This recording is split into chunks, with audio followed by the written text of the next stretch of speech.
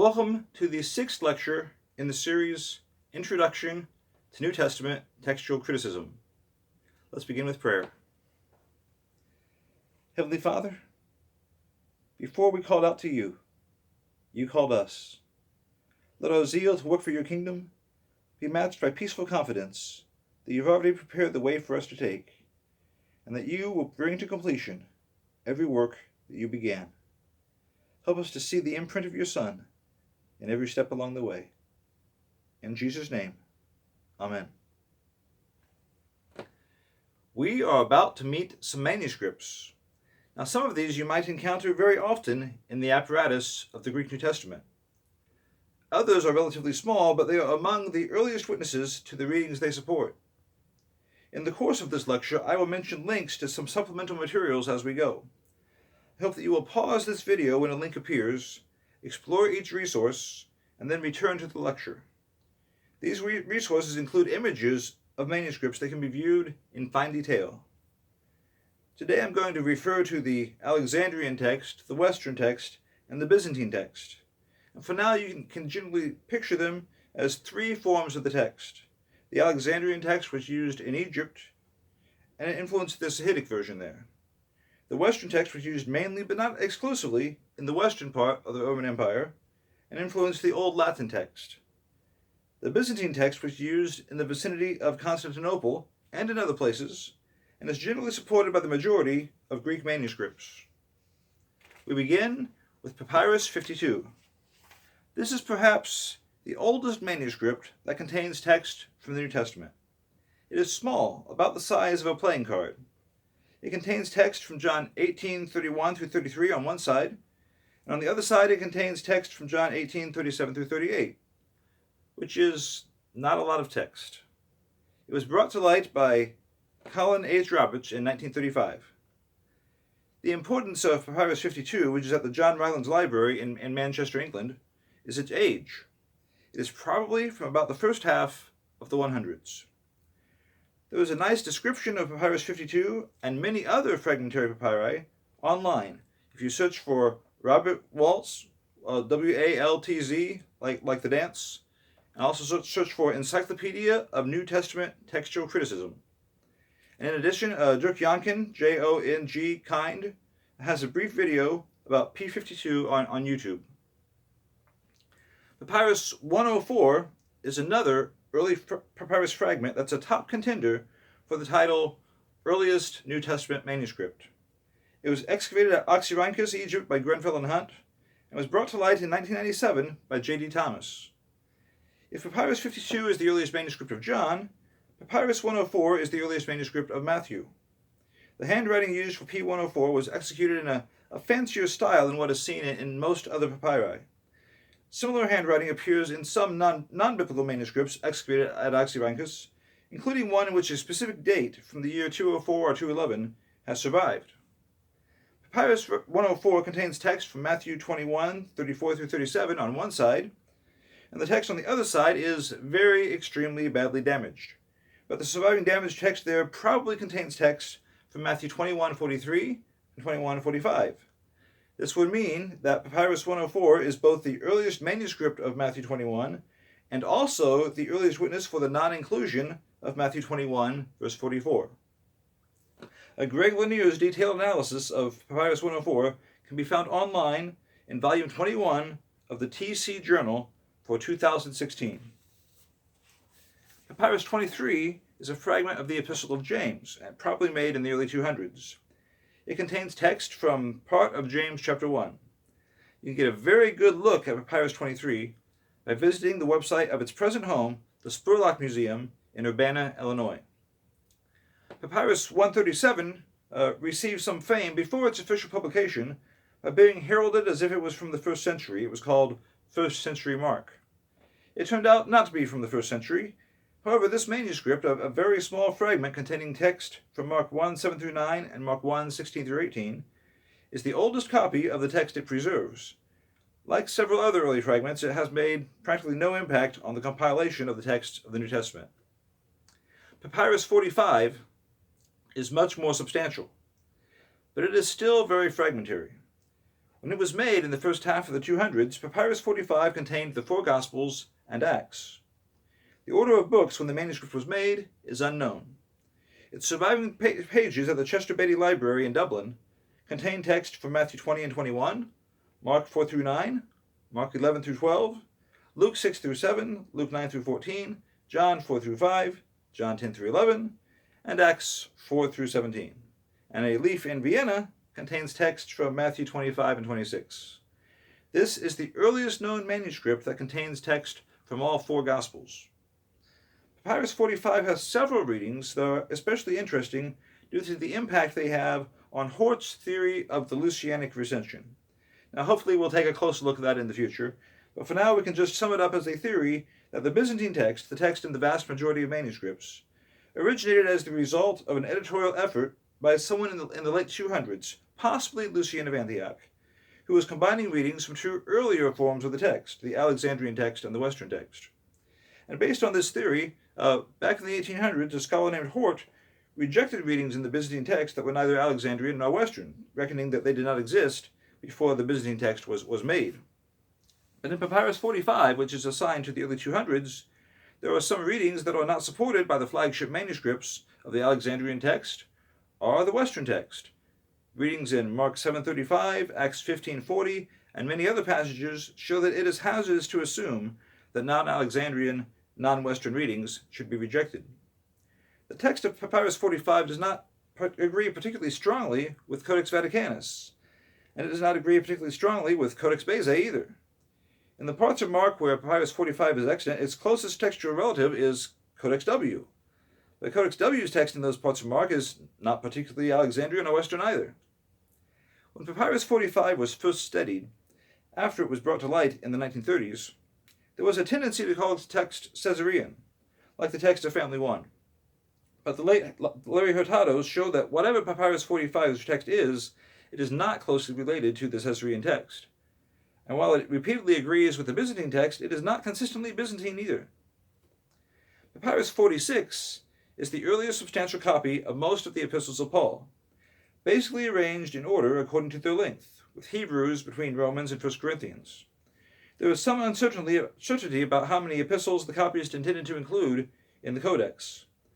Part of this manuscript is at the Chester Beatty Library in Dublin, and part of it is at the University of Michigan. Its most likely production date is around 200, give or take 50 years. The text of P46 tends to agree with Codex Vaticanus, but not as strictly as some might expect.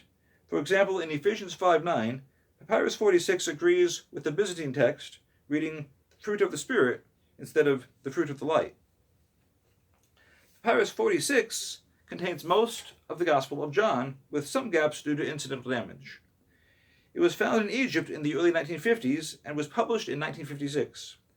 Its production date was initially assigned to around 200, but a wider range is possible. The copyist who wrote the text in Papyrus 66 made over 400 corrections of what he had initially written.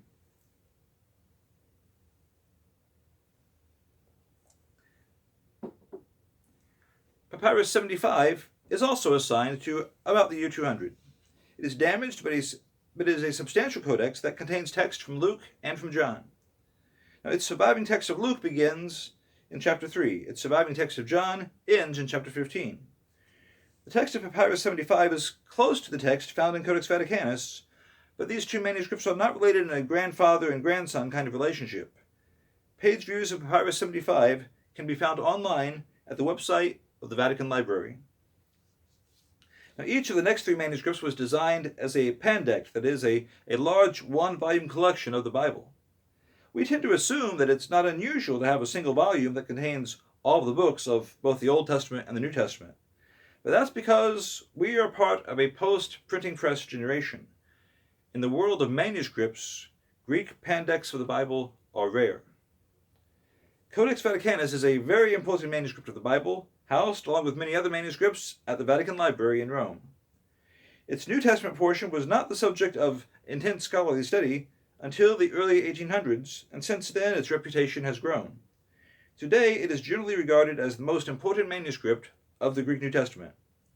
Textually, Codex Vaticanus is the paramount representative of the Alexandrian text. Vaticanus was produced in the early 300s. Its text in the New Testament is formatted in 3 columns per page. And this is usually its format in the Old Testament portion as well, although in the books of poetry the format is 2 columns per page. Codex Vaticanus does not contain the entire New Testament. It has no text from 1 Timothy, 2 Timothy, Titus, or Philemon, or the book of Revelation. There is a text of Revelation in the Codex, written in minuscule lettering, but it's not really the same Codex. Vaticanus also does not contain the text of the book of Hebrews after Hebrews 9:14. The lettering in Codex Vaticanus has been extensively reinforced, that is, someone long after the Codex was made traced over the lettering, except where, rightly or wrongly, he thought the text was inaccurate. The exact date when this was done is a matter of debate. I suspect that Codex Vaticanus, before it ended up at the Vatican Library, might have previously been in the hands of an important character in the 1400s named Bessarion, and scribes working for Bessarion may have been responsible for sprucing it up a bit, but this did not materially affect its text. The entire manuscript can be viewed page by page at the website of the Vatican Library. Codex Sinaiticus is sort of the wingman of Codex Vaticanus. Its text is not as good, but it is more complete. The New Testament text of Codex Sinaiticus has survived in more or less the same form in which it left its scriptorium in the mid-300s. I say more or less because a few centuries after its production, someone attempted to adjust many of its readings, but those attempts can be detected. In addition to containing the text of every book of the New Testament, Codex Sinaiticus also contains the text of the Epistle of Barnabas and part of the Shepherd of Hermas. Most of the text of Codex Sinaiticus is Alexandrian. However, in the first 8 chapters of John, more or less, its text tends to be more like the Western text. It's as if the copyists were working from an exemplar of the Gospels that was Alexandrian, but in these opening chapters of John, their main exemplar was damaged, and so they used a drastically different exemplar as their backup copy. That would be consistent with the historical scenario that is mentioned by Jerome, who states that Acacius and Euzoas at Caesarea in the mid-300s labored to replace texts that were written on decaying papyrus in the library at Caesarea with more durable parchment copies. Whereas Codex Vaticanus does not have the Eusebian section numbers in its margins in the Gospels, Codex Sinaiticus does, but in a somewhat mangled form. This indicates that Eusebius of Caesarea was not involved in the production of Codex Sinaiticus, because it is extremely unlikely that he would have allowed his own cross-reference system to be presented so carelessly. But at the same time, as the place where Eusebius was bishop until his death, Caesarea would have been one of the first places where the Eusebian canons were used. In addition, there are several clues embedded in the text of Codex Sinaiticus that suggest that it was made at Caesarea during the time when Acacius, an Arian, was bishop there. I think it is very probable that this is when and where it was made. Details about the origin of Codex Sinaiticus and the quality of its text have tended to be overshadowed by stories about its discovery in the 1800s by Constantine Tischendorf at St. Catherine's Monastery on Mount Sinai. Now, in this lecture, I will not go into detail about all that, except to say, first, that the most generous interpretation of Tischendorf's account of his first encounter with pages from Codex Sinaiticus is that he did not understand what he was being shown, and he did not understand what he was being told. And second, all of the pages that Tischendorf took should be returned to the monastery from which they came. Codex Sinaiticus has a secondary set of section numbers in the margin in the book of Acts. And for the most part, these numbers are paralleled by a set of numbers in Vaticanus. And this indicates that when these numbers were added, probably in the 600s, these two manuscripts were at the same place. Codex Sinaiticus has its own website, codexsinaiticus.org, and there one can find not only good photographs of the manuscript, but also interesting information about its background and how it was made. Next, we meet Codex Alexandrinus. Now, this codex from the early 400s has undergone significant damage.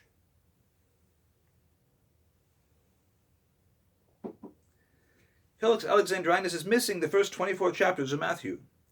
The surviving Gospels text of Alexandrinus is particularly important because it tends to support the Byzantine text, unlike Vaticanus and Sinaiticus. In Acts and the Epistles, its text agrees much more often with the two flagship Alexandrian codices. But this is a tendency, definitely not a two peas in the pod level of agreement. For Revelation, Codex A is probably the best manuscript we have. The entire New Testament portion of Codex Alexandrinus can be viewed page by page at the British Library's website. The worst manuscript we have is Codex Bezae, a diglot manuscript with alternating pages in Latin. This was produced probably in the 400s. It has undergone some damage, but it still contains most of the four Gospels in the order Matthew, John, Luke, and Mark, part of 3rd John in Latin, and most of the book of Acts. More important than its production date is the date of the readings that it supports. Many of them are supported by Old Latin witnesses and by early patristic writers who used what is called the Western text. The high level of textual corruption in Codex Bezae makes the text found in relatively young manuscripts look excellent in comparison.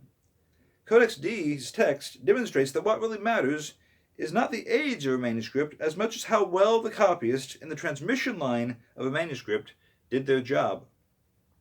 But once one comes to terms with the awful quality of Codex Bezae's text, many of its readings can be awfully interesting. It echoes a time in the text history when copyists prioritized conveying the meaning of the text, or what they thought was the meaning, above the form of the text found in their exemplars. Codex Bezae can be viewed online page by page at the University of Cambridge's digital library. Also from the 400s, and probably earlier than Codex Bezae, is Codex Washingtonianus. Codex W was acquired by the American businessman Charles Freer in 1906. It is the most important Greek Gospels manuscript in the United States. Part of what makes Codex W important is not only its age, but its attestation to different forms of the text collected in a single volume. Its text in Matthew is strongly Byzantine. Its text in Mark 1:1 through chapter 5 is similar to the Western text. Its text in the rest of Mark tends to agree with the surviving text in Papyrus 45, at least in the parts where P45 is extant. In Luke, up to chapter 8, its text is Alexandrian, but the rest of Luke tends to agree with the Byzantine text. In the first 4 chapters of John, Codex W has supplemental pages copied from a different exemplar than the rest. In the rest of John, it tends to agree with the Alexandrian text.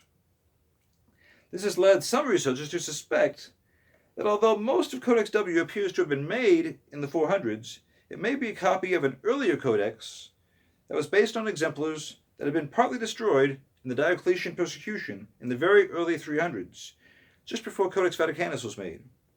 Page views of Codex W can be accessed at the website of the Center for the Study of New Testament Manuscripts. Codex Ephraemi Syri Rescriptus, also known as Codex C, is a palimpsest. Its surviving pages contain text from almost every book of the New Testament, as well as pages from some of the books of poetry in the Old Testament and 2 apocryphal books. It was made sometime in the 400s.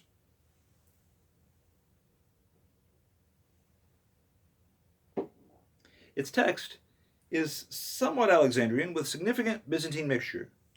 It is one of the few Greek manuscripts that support the reading 616 as the number of the beast in Revelation 13:18. Now, the parchment of Codex C was recycled to provide material on which some of the works of Ephraim the Syrian was written. This accounts for the name of the manuscript. Its biblical text was established in the 1840s after much effort by Constantine Tischendorf, the same individual who brought Codex Sinaiticus to the attention of European scholars. And the text has undergone significant correction. The small fragment known as 0176 was probably produced in the 400s. It contains text from Galatians 3:16 through 24. This manuscript was excavated from Oxyrhynchus, which is somewhat intriguing because the text of this fragment is thoroughly Byzantine, not Alexandrian. Next, we see the Purple Triplets. This is my pet name for 3 uncial manuscripts from the mid-500s, Codex N, Codex O, and Codex Sigma. Codex N is also known as 022, Codex Petropolitanus Papyrus. Codex O is known as 023, Codex Sinopensis. It contains text from the Gospel of Matthew. And Codex Sigma is also known as 042, Codex Papyrus Rosanensis, or the Rosano Gospels. It contains text from Matthew and Mark. These are not the only Greek uncial manuscripts written on purple parchment, but what is especially interesting about these three is that they're related to each other like siblings, copies of the same master copy. Codex Sigma is known not only for its mainly Byzantine text, but also for its illustrations, which can be viewed online at www.codexrosinensis.it. Codex Regius, also known as Codex L, contains most of the text of the four Gospels. It was probably made in the 700s, probably by an Egyptian copyist. Codex L is one of 6 Greek manuscripts that attest to both the shorter ending and the longer ending of Mark. Codex L also has a large, distinct blank space in the Gospel of John, where most manuscripts have John 7:53 through 8:11, the story of the adulteress. Codex Pi, also known as Codex Petropolitanus, is a Gospels manuscript assigned to the 800s. Its text is a very early form of the Byzantine text.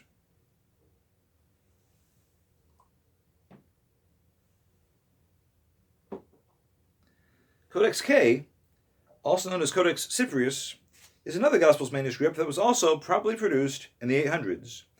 In the first 20 verses of the Sermon on the Mount, in Matthew 5, compared to the text in Codex Sinaiticus, the text of Codex Cyprius is much closer to the original text, and you can pick any compilation as your point of comparison for that. Minuscule 2474, the Ofleda Bond Goodspeed Gospels from the 900s, contains an example of the text of the Gospels that dominated Greek manuscript production in the Byzantine Empire. This manuscript can be viewed page by page at the website of the Goodspeed Manuscript Library at the University of Chicago. There are also several clusters or groups of manuscripts that share readings that indicate that they share the same general line of descent. In the Gospels, the text of some members of a group of manuscripts that display a note called the Jerusalem Colophon is above average importance. Readings shared by the main members of Family 1 in the Gospels, best represented by minuscule manuscripts 1, 1582, and 2193, probably echo an ancestor manuscript from the 400s. Members of Family 13 in the Gospels also tend to echo an ancestor manuscript with many readings that diverge from a Byzantine standard.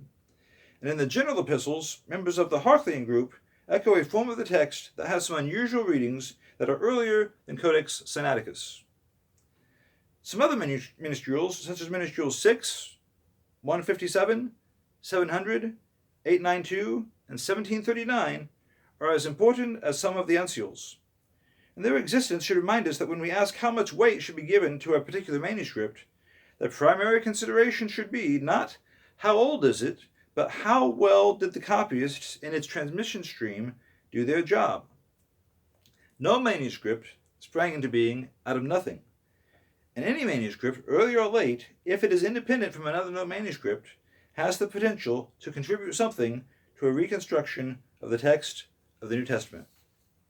To get some idea of the appearance of New Testament manuscripts, in addition to the links that I've already mentioned, I encourage you to explore the online presentations of manuscripts of the following institutions: St. Catherine's Monastery at Mount Sinai, the Vatican Library, the British Library, the National Library of France, the Walters Art Museum, the Goodspeed Manuscript Collection at the University of Chicago, and the Kenneth W. Clark Collection at Duke University, and also the Center for the Study of New Testament Manuscripts.